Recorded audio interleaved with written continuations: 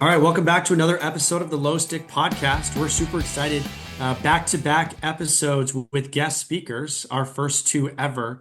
But we're really excited to do that. But before I dive into today's topic and introduce our guest, I just want to remind all of our viewers that we've started to partner with First to the Finish. If you have any needs with sublimated uniforms, brand new uniforms for the season, you can use our code LOWSTICK10. That'll get you 10% off. Their uniforms are wonderful, do a great job. They've worked with teams in Illinois as well as all over the country. So reach out to us if you have some questions. Reach out to them. You can find them on social media, but they do a great job. So with that said, let's get started.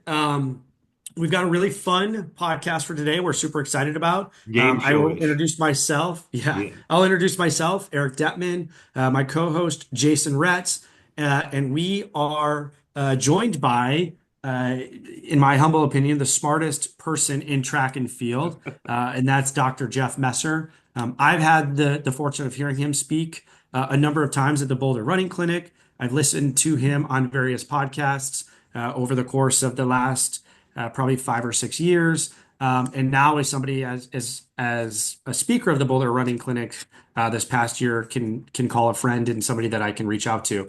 So it's really excited to introduce Dr. Jeff Messer.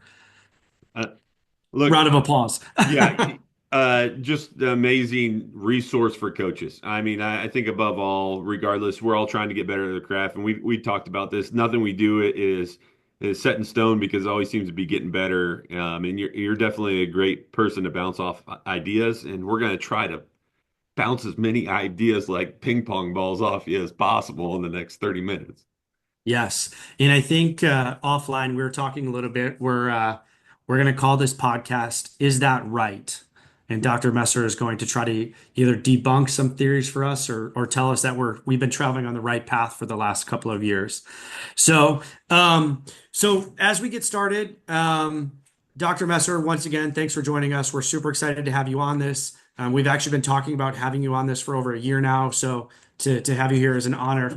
But really quickly, as we are, we've introduced you. Anything that you want to say about your background, just to give some of our viewers who maybe aren't as familiar a little bit of what you've accomplished and what you've done.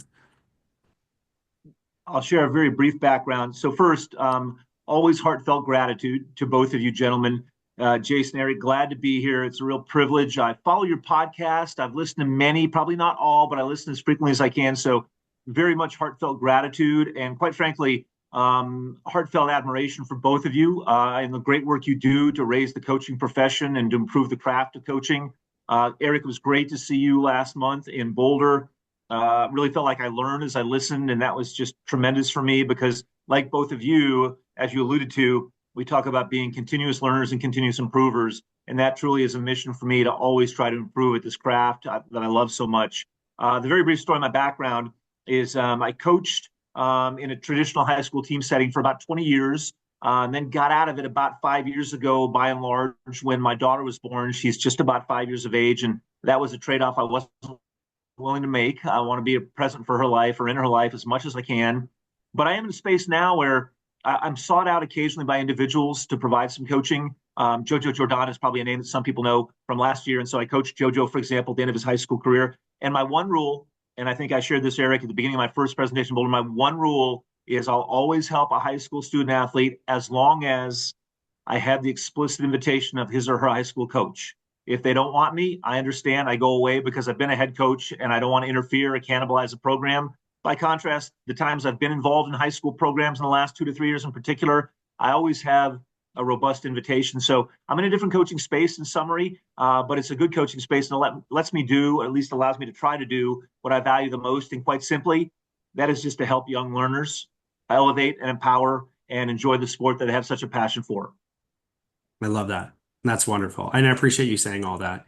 So let's start with some of these questions. Um, Here's one that I'm really interested. You've been a part of the coaching world, the running world for a while, and found success for many, many, many years. When I think back to when I first got into running, late 90s to where we are now in 2025, what is the biggest change that you've seen in training within high school coaches? What's the biggest difference, whether it's volume, workout, structure of workouts? What's the biggest change that you've seen? That's a great question. I think a couple things. Number one is I will say this. I think information is shared more readily, exponentially more frequently and more widely than it was 2 to 2.5 decades ago. So I think simply that dissemination of information has allowed coaches to share more effectively, and that probably has elevated the entire sport. So there's the macro perspective on how we go about sharing information so we can train better. In terms of training, I think what I've seen, at least in many programs, just to give you one, actually, I'll give you two examples. I think relative to maybe 2 decades or a quarter century ago, I see more emphasis on threshold training and or critical velocity training, depending on how you define that. But certainly threshold training, where I think, at the risk of sounding cliche, there's a tremendous bang for your buck. And I also think at the young age, the high school student athletes are at 14, 16, 18 years of age, that they can engage in that training, recover from that training, and therefore become fitter, sustainably fitter from that training. So that's one example where I think it's evolved over the last 2 to 2.5 decades. Another area that I don't know that I can speak to because I've really only come to it in the last decade or so, courtesy of individuals who are much more intelligent than me, that be my friend John O'Malley, who both of you know well. I was just texting with John this morning, and maximal speed development. Some refer to that as anaerobic reserve. So whatever your terminology, I think that's been a focus that's a valuable focus. I wasn't aware of that 20 years ago or 25 years ago, so maybe it was present. But I think in most of the programs where I have contacts and friendships, Jonathan Dalby at Mountain Vista, for example, John O'Malley, once again, many, indeed most of those programs use maximal speed development as one component of what they do. And then maybe the last thing, if I could take those two and put them together, the best coaches I see, and I'm on with two of them right now, quite frankly, the best coaches I see always know what they value, and it's always in their programs. So it never goes away. And so we may value certain aspects of training, whether it's threshold or critical velocity or maximal speed development or weekend long runs, whatever those priorities are, those are always present. And I think when I came to the sport, for example, the long run would typically go away oftentimes when competition started. So it might be there in the summer and largely disappear in the fall when you were running on Saturdays at various venues. So again, I think that's an evolution which has been to the benefit of student athletes, because if it is important, it should always be there. Yeah. Absolutely. All right, so here's the next one. Kind of thinking about that development of training. There are a lot of coaches that are trying to decipher information and how they're trying to improve their training. Why shouldn't we strictly rely on heart rate training when we're looking at developing a student athlete? Because it gives us a lot of great input if they're recovered from what they're doing, how difficult the workout is. Why shouldn't we just be using that heart rate data? So if you were to try to argue for why you should use it and then why you shouldn't use it, I'll give you a scenario for when you shouldn't use it or why you might not use it. And that would be a situation. It's an easy answer, but it's an accurate answer. If you have a student athlete who's not relentlessly diligent in their day-to-day non-running habits, and I'll give you a specific example, day-to-day hydration. Because if you're dehydrated to any meaningful degree, that will tend to, quote unquote, compromise your blood plasma or plasma volume. And when plasma volume is compromised, heart rate must compensate for diminished plasma volume to maintain the cardiac output that supports, for example, oxygen delivery to skeletal muscle. So that would be an instance where heart rate could actually mislead as opposed to accurately lead. So you mentioned habits or consistency. If you've got a student athlete or a cohort of student athletes and they are relentlessly diligent, you can count on them to hydrate adequately every single day, then I think heart rate becomes a more powerful or relatively more valuable metric. But if I've got a cohort of freshmen who are relatively inexperienced in the sport and don't have a sense of what adequate hydration is, then I think it's almost like a dart at a board by analogy if you're using heart rate to measure their response to stress, such as the stress of training. I love that. All right, so let me ask you this. I feel like this is like a speed round or something, but this is great. Cross examination, right? Yeah, right. So I'm a new coach, right? And I've always learned, or maybe I grew up training in the 90s. So I have this idea in my head that, we're going to run slow, slow, slow, slow, slow for the first 8 weeks of our season, and we're going to run fast for the last 4 weeks. Is that an optimal way to train, or should we be utilizing some of that fast stuff early and some of that slow stuff late? Does that make sense what I'm saying? It does. I think I can respond to that, Eric. And so I certainly was first exposed to that, and I'll give away my age relative to yours because I came to the sport in the late '70s. That hurts to say, but so I grew up in the sport with Lidyard. You grew up with Mr. Newton. So Lidyard predates Mr. Newton a little bit. And Yep. so base phase, hill repetition phase, peak Yep. phase. That's what I came into the sport with Coach Lidyard. And so I think you picked the key word though, Eric, when you invoke the word optimal. Is it optimal? I think it can be safe if it's executed astutely, but I'm not convinced it's optimal. And so I'll go back to what I shared moments ago. If it is important, whatever you define it as, so maximal speed development, post run strides, weekly threshold runs, whatever you define as important, if it is important, it never becomes unimportant.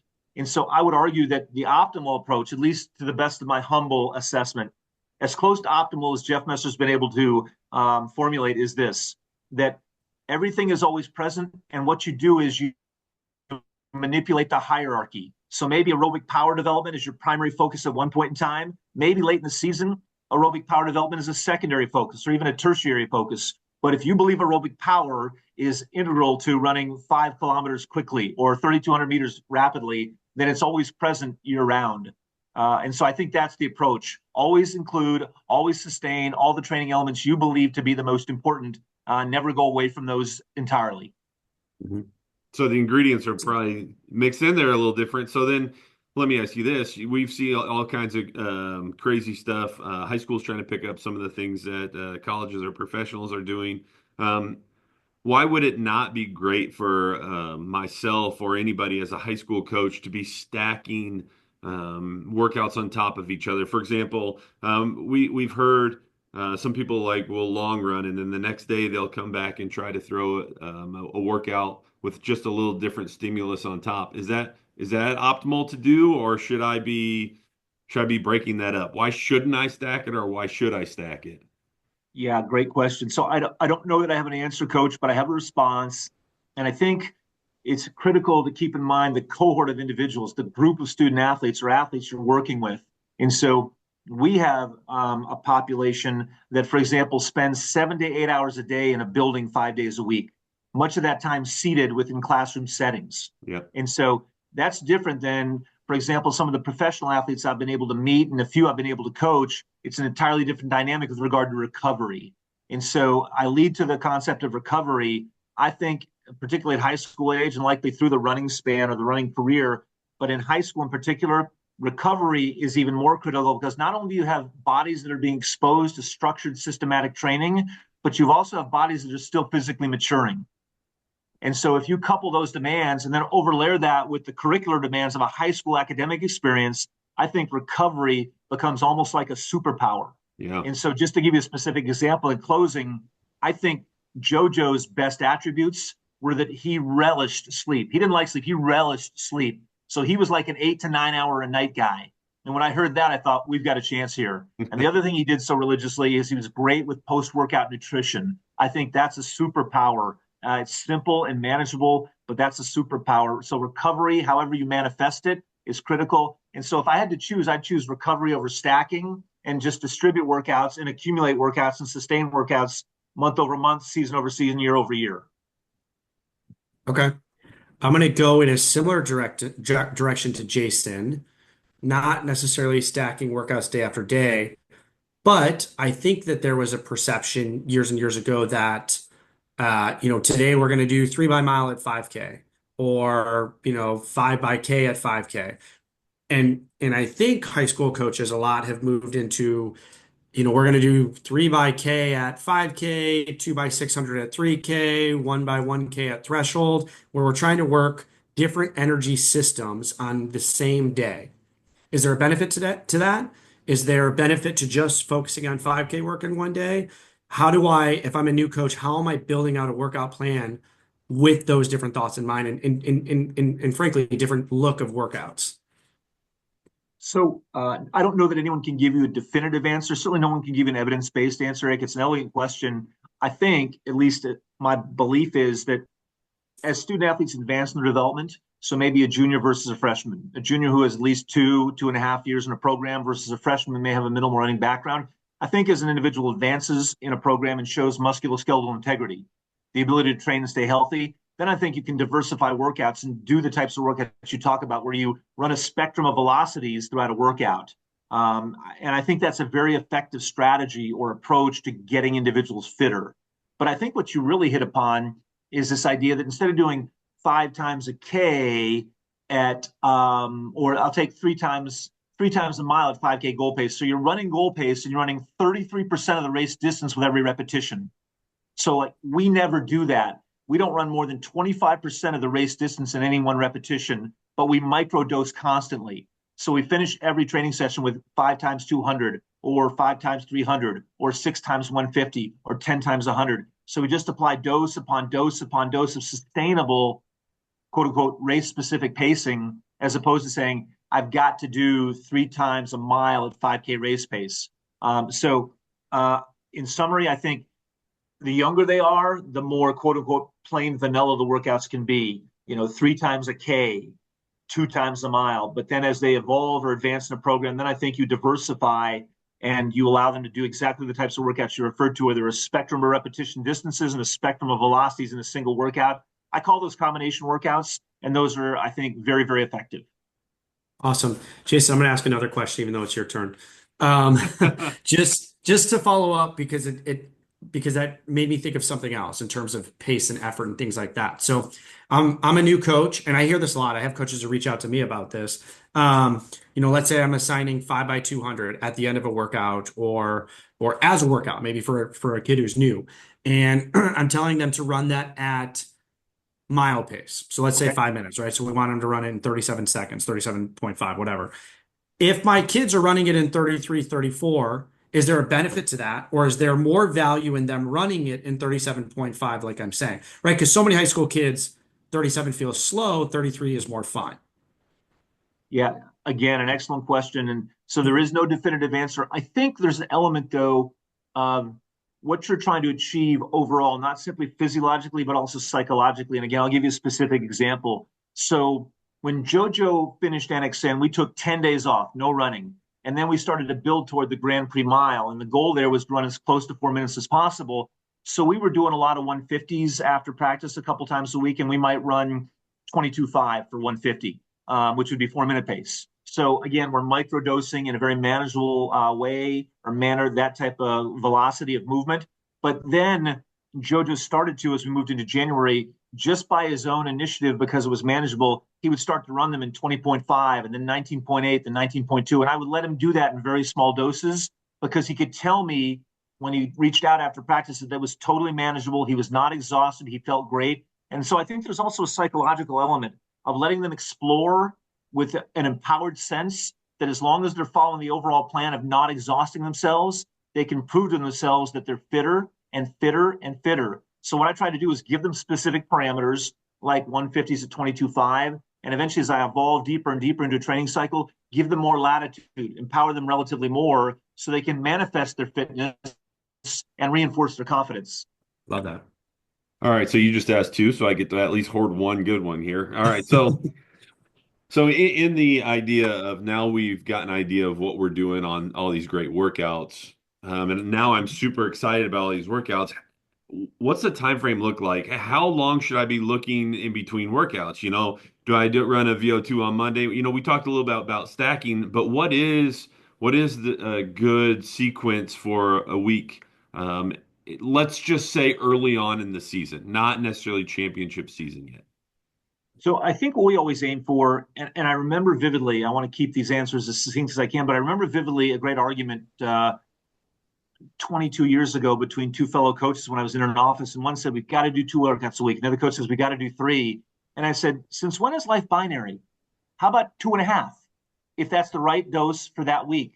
And so the way we go about it is we'll typically do some type of workout on a Monday. And just as a representative example, maybe we'll do a threshold run and finish on the track with half a dozen 200s, just as a representative example. Then we'll do a light recovery run on Tuesday, maybe a moderate effort run on Wednesday. Then we'll come back with another workout on Thursday, maybe a track repetition workout. I often get emails from coaches who have read about this 7 + 7 = 7 workout that I came up with a decade or so ago. That's 7 times 800 plus 7 times 200 gives you 7,000 meters. That's a varsity level workout, certainly. So we might do that on a Thursday. Then on a Friday, and Eric heard this, and I think many people who had been at Boulder hadn't heard this. On a Friday for us, we don't run more than 30 minutes. That's maximal for us, even for varsity student athletes, for a JoJo Jordan, for example, even at that level, no more than 30 on Friday, because we want to come back and have the ability to execute a quality long run on a Saturday. So maybe it's half a workout. Maybe we do a long run and we put in 3 or 4 miles worth of progressive running toward the end of the workout just to enhance or amplify the aerobic power stimulus in the case of an advanced runner. So again, for me, I think at least 48 hours between sessions, and that would be more applicable to an advanced runner. And in a less advanced or less developed runner's case, if they did 2 workouts a week, maybe a quality Wednesday and a reasonably challenging long run on a Saturday, I'd be entirely content. So again, no magic number, but I think we don't have to say it's got to be 2 or it's got to be 3. You can do a half a workout, because if you can define a workout, you can define half a workout. So that's the flexibility I think we should all infuse to make sure we design programs in a truly individualized manner. So then let me ask you this to steal my second question. On my non-workout days, what do those runs look like? I mean, I'm a 16 flat 5K-er. Should I be running those at 5:40 pace on my days off, or what do those days look like? So I'll give you again very specific examples. So JoJo and a young man I coach now, Sohaib Disa, who's run 4:04 for the mile, they would do their moderate intensity runs at maybe, I always give a 45-second pace range per mile, which may make some people uncomfortable. So in their case, it was 5:50 to 6:35. So when they get ready for a track workout and do 20 minutes worth of running, when they do the first hour of a long run at a moderate effort, it's always somewhere between 5:50 and 6:35 as we move into the season. And so it's up to them, though, to decide what's right on that day. If they feel really good, they might run closer to 6-minute pace. If they're a little bit tired, more so than expected, maybe they're running 6:20 or 6:30 or 6:35. So if 5:50 to 6:35 defines the moderate intensity that might allow them to warm up for a track workout or execute the first hour long run, then I add 30 seconds of that for the recovery run. So 6:20 to 7:05 for JoJo was his recovery run range. And so for him, if he felt good on a recovery run, he might run 6:30, 6:40. But if he was tired, he might run 7 or 7:05. And quite frankly, if he was really tired for some reason we didn't anticipate or predict, and he ran 7:15, that's fine. As long as he can say to me, and this is the most important part, as long as he could contact me after a recovery run and say, Coach, I went easy, and easy today was 6:40. Coach, I went easy today, and easy was only 7:15. As long as he's making that informed decision, I'm comfortable with that. But that's why I set it at a 45-second range per mile at any level of intensity, and then I leave it to them to make the ultimate decision in the case of the more advanced runners who know their bodies and can interpret their sensory feedback with a little more sophistication and experience than someone who's maybe 14 and has only been running for 3 to 4 weeks. Wow, so that means my recovery pace is over 8 minutes right now. Okay, go ahead, Eric. You can take the next one. Well, I was just going to say, I love that, right? For those kids to build ownership and to know that they have a say in their training, I think empowers them to run even faster. To know that I made a decision on this day to run 5:50 versus 6:35 or 7:15 versus 6:40, but they're a part of that decision-making process. Well, I think we're aligned, Eric. And one of the messages that I took, and it's always nice to be at a clinic with elite coaches and to listen, as I did so dutifully to you and your coaching colleague, Marie, is that if you say something that I'm doing, it reinforces my confidence in what I'm doing. And if you say something that is not consistent with what I'm doing, it challenges me to think differently. So either way, I win. Yeah. Either way, I win. And I think both you and I are probably aligned in that we want them to be able to go to college and be effective advocates if they choose to run. Because as I often say in a very informal way, mommy's not there to warm your milk anymore. So you've got to be your own advocate at the Division I or Division II or Division III level, and you can't expect mom to call. You can't expect your high school coach to show up. And so your point about empowerment, I think they need to be partners and they need to be empowered so they can help make the best decisions. And that process may not start on day one as a freshman, but it better have been in place for many days and months when they're seniors. Yeah, absolutely. So we've had people who've reached out to us who are like brand new to coaching, trying to figure out like how to write workouts. Do you have any guide recommendations, whatever that word might be, for rest and recovery within a workout, right? So there's this idea like if I'm doing VO2, it's 1-to-1. Do Oh, you have any recommendation for a new coach who's trying to put together a workout plan? Like if I'm going to do threshold, it should be this length of rest or this fraction of, does that make sense what I'm saying?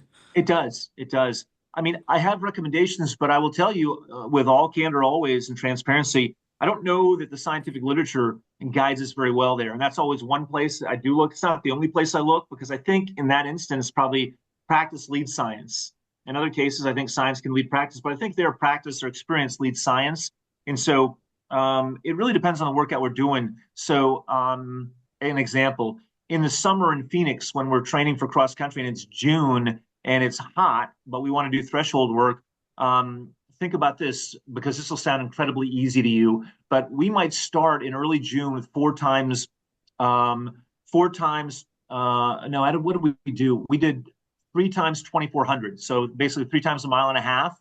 And we take 90 seconds rest in between, but we were running those at like 6-minute pace, right? But in the heat of the Phoenix summer, that's akin to a threshold type effort level. So for us with more advanced runners, maybe 90 seconds to 2 minutes between threshold miles or threshold mile and a half repetitions. But with a younger runner with less experience, their threshold workout might be 2 times a mile with 3 minutes in between. So the rest is doubled. The volume of threshold running is lower because they're just learning how to execute threshold. And we're also trying to engage them positively. We don't want a disinvesting workout that's not successful that drives them away from the sport. We want them to learn about success through diligence and execution. So I can articulate examples like that, whether it's a VO2 max workout on the track or a threshold workout at a park. But those are just guidelines that I've come to through experience. I can't tell you that, for example, 90 seconds in the case of that first example, if you said, Jeff, how do you know that's better than 1 minute or 2 minutes? I can't answer you and say, I know it is. Yeah. I Is can there say, a I cap? think it's Is there like a knowledge cap you've had though? Let's just say, for example, if I'm trying to work if I'm trying to work threshold energy system, right, which is very broad, how Mhm. do I know I'm there instead of a VO2 based Oh, on rest, right? Not necessarily based on pace of the workout. Or yeah. is there a That's way? Well, I don't know. I think that is actually one of the holy grail questions. Like, what is threshold? That's Right? why I Because asked you. yes. And so, and I've had this conversation more times than I can remember because the answer I think is less definitive than perhaps for any other question. And so that is absolutely about the art of determining threshold. And the example I often cite is in the scientific literature, there's a paper published. I won't bore you with the details, but long story short, that particular investigation identified 14 different thresholds, right? So threshold is not universally defined. 2 plus 2 is universally 4, but threshold is not universally defined. At least I believe 2 plus 2 is universally regarded as 4 by arithmetic sum, but threshold is not universally defined. So I think part of coaching and maybe one of the ultimate examples of art is taking a freshman and working with that freshman and observing them as opposed to using a formula, observing them to find out what effort level is. And Eric heard this more times than maybe he wanted to, challenging yet attainable and thus sustainable. Yeah. And that's not necessarily a hard number, certainly on day one, but I think over 2 to 4 weeks in the case of a freshman, if you do a couple of those sessions a week, even if it's just 2 times a mile or 3 times 1,200, it's so-called threshold, eventually you can move toward efforts that are challenging yet challenging yet attainable and thus sustainable. So I wish I could give you a hard number. Certainly you can find, as you both know, innumerable calculators Yeah. online. And Yeah. I think probably some are more robust than others.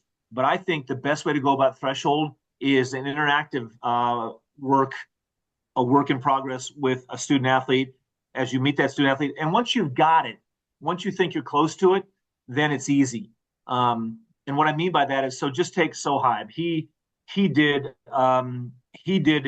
a 4 mile threshold recently, and was probably around. He probably ran, I don't know, 5:05 pace, and it was probably a little gentle. His threshold's probably a little bit under 5, but I really don't care because as long as he doesn't overrun the workout and run it too hard, and as long as he can therefore recover from the workout, whatever his real threshold is, let's say it's 457 for a 4 to 5 mile threshold, and he runs 5:05.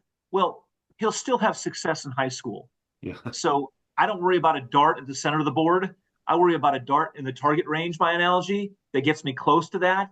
And if I undertrain him a little bit, he'll be fine. Yeah. I just want to avoid overtraining or being too aggressive because then he won't be fine or she won't be fine, whoever it is. Right. Yeah, I love that answer because I think that's such, from a high school coach's perspective, that's like the $1 million question. Yep. And I I think agree. there's a lot of coaches that think your threshold number is a single number, right? It's 546. And that's right. And per day it can be different, right? Like on Yes. Monday of this week, it could be 545, but you have all these, stimuluses, you have a final, you've got all these different things, poor sleep. The next Monday, 1 week later, your threshold effort could be 556. Yeah, I think that's a great perspective. And I'll tell you, just to impress upon our audience, what really resonated with me when I came into the field, one of my first lessons from a brilliant guy was if you take, for example, a garden variety citizen, just a garden variety human, and compare that person to an elite level Kenyan runner, lactate threshold, if there's only one, it probably varies from anywhere from 55 to 90% of VO2 max. So think about that. Not from 85 to 86% of VO2 max. So you can dart it on a board in the center of the board from 55 to 90%. And it's going to vary as a function of, for example, training status or training Right. state. So I think that that reinforces your point, Eric, that it's an art. It's the Yeah. ultimate art of coaching if you want to coach at a high level. And I still come back to better to undertrain than overtrain. Yeah. So going back to our theme of, is this right? When I talk to new kids about threshold, and I think I might have talked to you about this in Boulder, but new kids who are like, what does that mean? What is threshold? The way that I try to describe it is it's a pace that if I was running with a friend, I could have a conversation with them, but I wouldn't want to. Is that a good way to describe it if I'm talking to somebody who's brand new? Absolutely. At least in my humble assessment, absolutely. Because again, if that's the criterion, they could actually converse, but they wouldn't want to because the effort level is palpable but sustainable. Then there's a stimulus there. It's a training stimulus. And if the stimulus isn't quote unquote perfect, if it's a little too gentle, that's fine because it's still a robust stimulus, particularly in the case of a young individual who's just learning the sport and learning how to train under your guidance or mentorship. And it's not excessive or unsustainable or maladaptive. So I think that's a great way to put it in terms that a 14-year-old can listen to and assimilate, as opposed to saying, well, if it enhances mitochondrial quality, it's an appropriate intensity of stimulus and we can do that. No, no, that language, I may enjoy it over a cold refreshment, but for a 14-year-old learner, I think you've got the language that's going to resonate. Okay, so just in respecting the time of these people, we may be a little bit over, but let's look through your question list, come up with one more good one. I'll ask one more good one, you ask one more good one, and we'll call it a thing. Even though we could do this for another 4 hours, okay? I have two more good ones. Well, maybe. All right. So this question is going to be very difficult for you to answer in short because it is a little bit loaded. But what I want Okay. you to do as you answer this is to think about the beginning coach on maybe finishing with their clinic season and trying to input some of what they're learning, right? What are some of the parameters of things that you need to know when you are trying to plug someone else's workout into your own plan? So I just heard Eric speaking, he's got a phenomenal workout. How do I know where that fits into my plan? Now, like I said, this is loaded because this is probably like a 30-minute answer, but what are just some of the couple things that I need to maybe ask Eric to make sure I plug it in close to what I want to achieve? Or what do I Yeah. need to know? Another great question. So when I think about an elite level program like Eric's or an elite level program like Jonathan Dalby's, an elite level coach like John O'Malley, one of the things I always think about as a first principle is don't be afraid to scale down. So if Eric's got his varsity doing a 4 mile threshold, maybe the right number for my student athletes is 2.5 or 3 miles. But never be afraid to scale down and always be cautious about scaling up. In other words, if Eric's got his student athletes doing a 4 mile threshold, well, I'll beat Eric's team if all my student athletes do a 6 mile threshold. I don't believe that. I don't believe that. So number one, scaling, I think, is important. And so because all that I share, so in the space I'm operating in right now, I've got about 100 coaches across the country who receive my free email every week. And it's got, last year was JoJo's training plan, now it's Sohaib's. And one of my messages is always, don't do what he's doing, scale it appropriately where it applies. And if you happen to have a 356 miler, then you want to scale it up. That's fine, but scale it appropriately. So that's fine. In terms of where you put it, that's a harder question because the individual dynamic of what a school demands academically, what the school schedule is, I think those are variables that are so unique and truly individualized that it's hard to say. But one other principle I think that's important is if someone looks at your training plan, Jason, or Eric's training plan, or my training plan for JoJo or Sohaib, I think one of the important aspects is don't feel like you've got to do 2.5 to 3 workouts a week. So 2 workouts a week as a foundational goal, I think is fine and effective. Maybe not so for someone who runs for the Bowerman Track Club. Maybe she or he needs more stimulus at that level, that elite level. But for a 14 to 17-year-old, if you're getting 2 higher quality efforts a week in the initial phase of your high school career, I think that's another principle to apply. Don't be afraid to do a little less than perhaps a varsity level high school athlete would do. So that makes it easier to fit that in because you can say, well, I can do it Wednesday, Saturday, or maybe based on a testing schedule, I can do it Monday, Thursday. And then the next piece to that is provides at least 48, if not 72 hours between those sessions.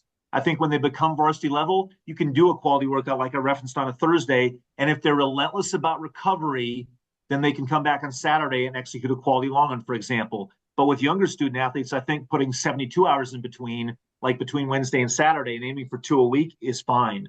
So there's some general parameters for a question that you're right, could take 1,800 seconds or 30 minutes to answer comprehensively. Maybe not accurately in my case, but comprehensively. So they're just a couple principles. The most important is never be afraid to scale down. No, I absolutely love that answer. You just see so many people try to plug workouts because they are quality workouts, but not knowing how they should do it within their own. I think that's a great parameter to put around them. Well, and just so your audience hears, I remember when I started with JoJo, and one of his first questions to me is, when do we start doing doubles? And my answer was, when do you start school? And I think he said 7:20. And I said, you just answered the question. The answer is never. Yeah. Because I'm not getting you out of bed at 4:15 to say that you do doubles just because they do at another school in your state, right? Show me the right academic schedule that's conducive to doing double workouts, and maybe we'll do some. So again, we scale down in his case, not because we didn't think he had the physiological capability or the development, but because his school schedule would have caused us to cannibalize sleep. And I'll still say, the ultimate superpower is sleep, particularly for high school age student athletes. So I'll piggyback off Jason's question, and I'll only ask one.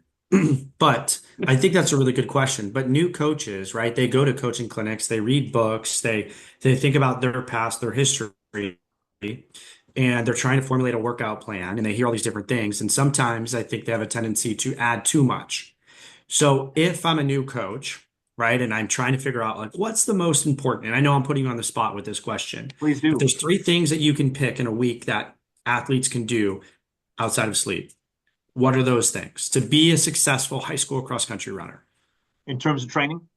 Yes. Okay. So the foundational part of the response is right, sleep, right? Non-negotiable for someone who wants to be quote unquote good at the sport they've chosen, cross country, track and field, or both. So sleep is the foundation. Beyond that, I'll give you 2 other examples, and maybe the 2 other examples. The first one is the other superpower is recovery nutrition. Right? Carbohydrate and protein right after training. You cannot get in the car with mommy or daddy or get in the car with your teammate and go down to the corner store and wait 20 minutes. Do it right away. Get a massive carbohydrate and a massive protein. Take that in right away, because that will initiate and expedite the process of recovery. So what you do with sleep is reinforced by your nutritional practice.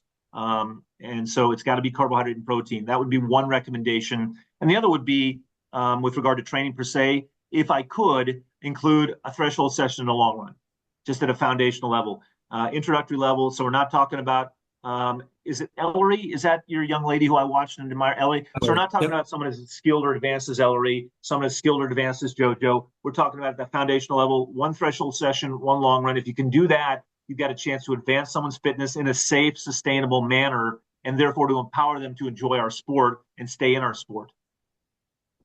I love that. Awesome. Absolutely great stuff. Better than I expected. Yeah. Well, I'm in debt to you, gentlemen. I could do it for another 4 hours. And I hope we do it again sometime. And I hope I see you, gentlemen, at a clinic sometime. I'm going to Heartland Distance Summit in late June. I will be there. Will you? Yeah. 3 of the 4 speakers are set. Who are they? So we got Greg Copland from Chaparral in Colorado. He was the first one to agree. We've got a man we all know by the name of Jay Johnson. Jay's going to speak. And then there's someone I don't know. I believe the name is Dr. Morgan Smith. And you can check the website. I may be incorrect there. This is a doctor from Stanford University who has some expertise, I believe, with pediatric age populations. I don't know that expertise, and I may be misreading, so I don't want to insult anyone. I'm not sure that expertise or area of specialty is in training per se. So I think what Justin and his colleagues at HDS have done is try to pick someone who can bring a perspective that complements what Jay and Greg will talk about. So they got 3 out of 4. I don't know who the 4th speaker is going to be. It doesn't matter. I'll be there. I'm going to enjoy it, and I'm excited you're going to be there too. Now we just need to talk Coach Refs into joining us. I've been doing a Eastern Illinois running camp for nearly 30 years now, and that happens to be that same week. So my son will be a senior. It'll be like year 32 for me, so it'll probably end up being there. So yeah. Well, and you can put the strong arm on Eric to report out, or else maybe the 3 of us can do a post clinic podcast together and just reflect on it together and grow from it. Awesome. Love that idea. Awesome. Well, once again, Dr. Messer, we are so thankful that you joined us today, and just to talk about different training ideas, things that, outside of training, like sleep and nutrition, things like that. This has just been really wonderful. So, really happy to have you on this. But once again, from Eric and Jason, we're just really thankful. And if you could follow us on any socials or find us on Spotify, YouTube, any of those different channels, we'd be really grateful. So thanks so much again.